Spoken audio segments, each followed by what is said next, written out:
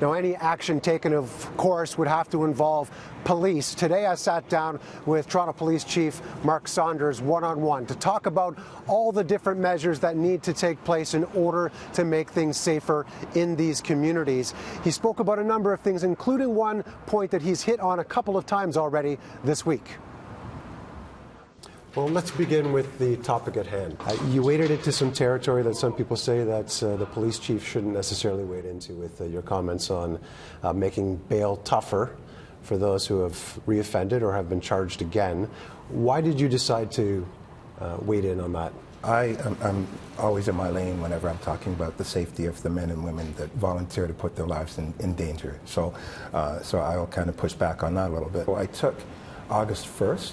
And I picked that date because really that was at the turning point when the community really had concerns about the gun activity going on in the city.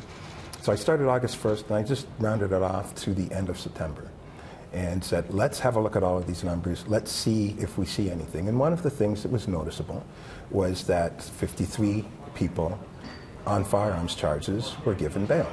And you go a step further and 24 of them wound up getting arrested and going out on bail again. So my question was, is the community aware and is the community happy with the way things are? What do you make of the criticism that you received yesterday as a result of this? I don't think it was criticism. What I think it was, there were two lanes. Yes, everyone deserves their rights to be defined on whether bail should or should not be given. And I'm not diminishing that. And in fact, in the courtroom, I highly respect that. But when my role is community safety, and when I hear loud and clear from my men and women and from the communities that speak to this, when they're saying we're doing our part to help, we're seeing people with guns, we're seeing you arresting people with guns, and then we're seeing them back out again, then the community usually is not happy about that. And I just want to clarify one thing about the bail issue. I'm talking about bail as it relates to firearm offenses. Right. The whole city's on fire right now because people are shooting other people in the face. To that point, we've taken the time this week to speak to a number of community leaders. What more can you do to help those people out?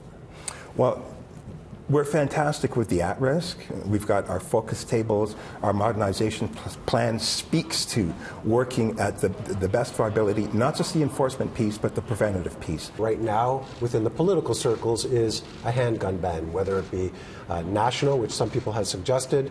One of the party leaders has come out and said we'll allow cities to do that themselves. Is something along those lines perhaps part of the solution?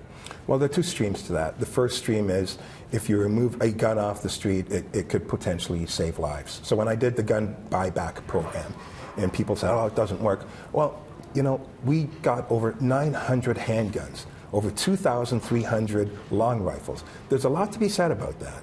So the removal and not having people have access to it is one argument, but then the other argument to it is, you know, me working as a homicide guy, and I did it for a long time, I don't recall where the ban would have had any weight to those investigations. Community safety, whether there's an election or not, everybody has an interest in what we need to do to help reduce the guns from coming across the country.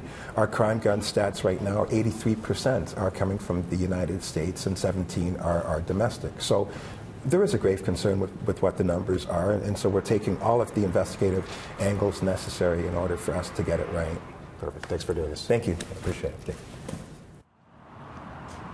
That, of course, was just a small portion of my time with the chief today. For the full interview, you can go to our website, citynews.ca.